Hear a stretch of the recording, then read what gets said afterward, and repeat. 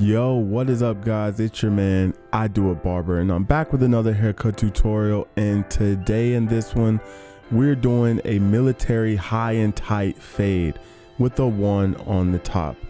So my client, he came in and he asked me, how high are your high fades? So as you saw there, I was showing him, do you want it here? And I was basically letting him tell me and dictate how high he wanted this fade to be, and I work off of his command. So basically, barbers, what I'm trying to tell you is, it's not up to you and how you do things, it's how the customer wants it. So at the end of the day, you could do a nice highball fade that you think is suitable, but if that's not what the customer wants, then you're wrong. Then that's a bad haircut. Yes, it may be good in your eyes, but at the end of the day, it's what the customer wants. So I've got the 5-0 blade and I'm balding out. But before that, you saw me just open my MVs, the lever slightly open to create that little line of demarcation. And I'm just taking that 5-0 all the way to the top of that. And as you can see, this is a pretty high fade, really, really high. This is my second time cutting his hair. And the first time I cut his hair, he absolutely loved it and he came back. So I mean, I'm grateful being a barber for that. You know, of course, to have return business, client retention is one of the hardest things in acquiring new customers. That can be very hard when you're trying to build your clientele. But I'm just really clearing out my space here with this 5-0, just making sure I get all the hairs, because his hair sticks up pretty straight and his hair is quite perfect for doing this high and tight military fade. Yeah, if you guys look at it like Marines or guys in the Army, things like that, they get high fades just like this. And a lot of people are very hard or afraid when they're doing a high fade because there's not much room to blend with. Now luckily he's getting the 1 on top, so that there is no room for me to fret.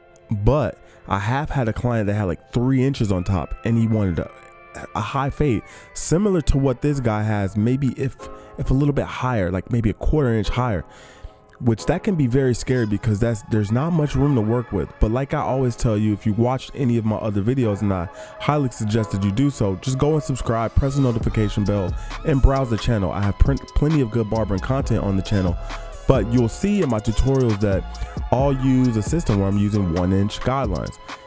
If you have someone that wants to compress the blend, or if you have a section that you're trying to blend that's not as big as maybe a mid or a drop or low fade, you're just going to compress your guidelines. Instead of them being 1 inch, make them half of an inch, and then you fade from there. So now I've got the Braun Series 7 on and I'm just balding them out.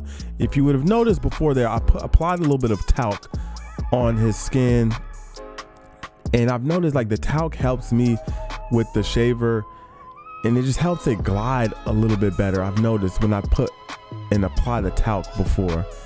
So you get a close-up shot to see how close the Braun gets. And I love the Braun because what it does is it allows the fade to last an extra day or two, because as you can see, you can still see remnants of the 5-0 blade.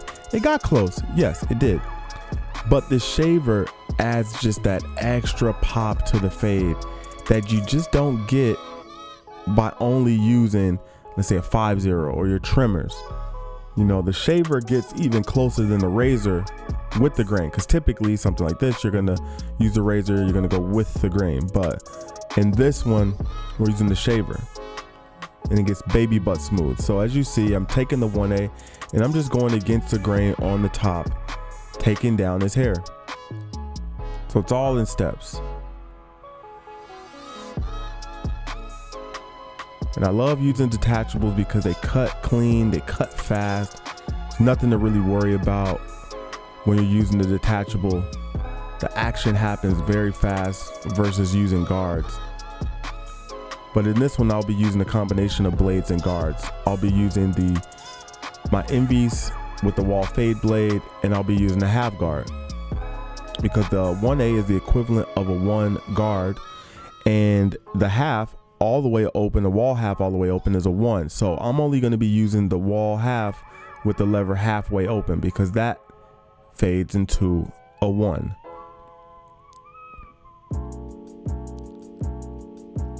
So now I have my GTX with the gold blades on them, and I'm just basically buffing out that line that was left by the shaver just to prep myself for when I come in with my adjustables. Just like in my video where I preach to you guys, setting up your tools properly is important.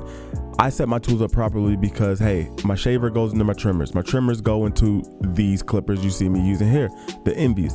So I don't have to worry about anything. I don't have to be fearful that if I put something in with this that it won't come out. All of my tools work in order. And I basically got the Envies with the lever open, creating a 1-inch guideline all around the head, going in the opposite direction in which the hair is growing. So now I've got the lever still open, and I'm just cleaning up that guideline, because before I proceed, I want to make sure my guideline is correct. I want to make sure it's proper. So as you see, I close the lever and I'm just going to immediately attack that bottom line. And we're just moving the fade up slowly but surely. And not a lot of people like this type of fade. I get it. It's not for everyone. But I like doing things that challenge me as a barber and things like that.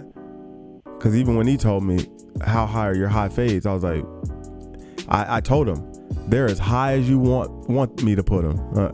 That's exactly what I told him. When he asked me how high are my high fades, I said, they're as high as you want them to be. So now I have the lever about a third of the way open, and I'm just going up again, up into the top of that guideline that I created with the lever open. So as you see, we're pretty faded. So now to connect the rest of that fade to the one, I'm using my wall half, and I'm starting with the lever closed because I just want to connect it automatically. Typically I would work big and go small, but this one, as you see, I'm working small and then working big. This is going to connect everything together. And he has a little bit of salt and pepper there, so it's slightly challenging with the blend, because with salt and pepper, it can throw off a blend. So as you see there, it's pretty done. Still a little bit of a line, but we'll go back and attack that later. I'm not too worried about that now. So I'm going to fast forward this portion. As you can see, you saw the steps that I did on the other side. This is pretty simple. Just to let you know, this haircut, it should only take you about 10 to 15 minutes to do a haircut like this. This haircut is really simple, really easy haircut, but that's if you have the skill. If you know what you're doing, this is an easy haircut. You could do this haircut in 10 to 15 minutes. It took me a little longer to do this haircut because, of course, I'm filming it for you guys on YouTube, and hopefully you guys can learn something out of it. So it took me probably like 20 minutes because I had to change all the camera angles, but you see all the steps, I'm using the same steps. So same thing, wall, lever closed, and I'm just basically going against the grain, just matching that to the top, just connecting the two now.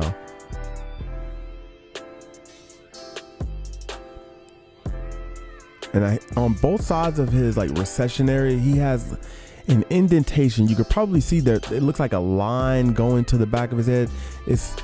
He has an impression in his head that it does that. And I know I've seen a few clients, and I'm sure you got barbers out there know what I'm talking about when I say that. People have a fold or an impression in their head. And now we're gonna do his edge up. Very conservative, nothing drastic. We're just cleaning up the long hairs. He doesn't want to look extra crispy. We're just cleaning up his edge up and just making it nice and clean.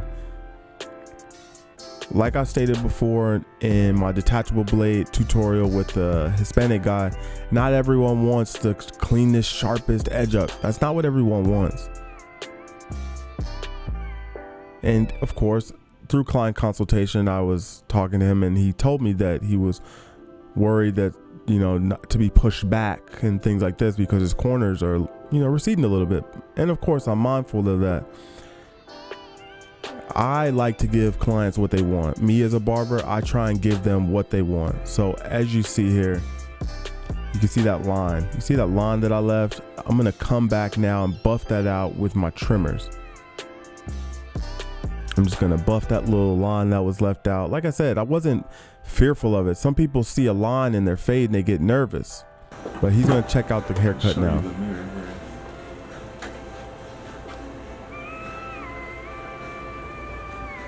Oh yeah. Yes sir. Yep, I like it. And here he is when he walked in. Give you a little spin. Military high and tight fade.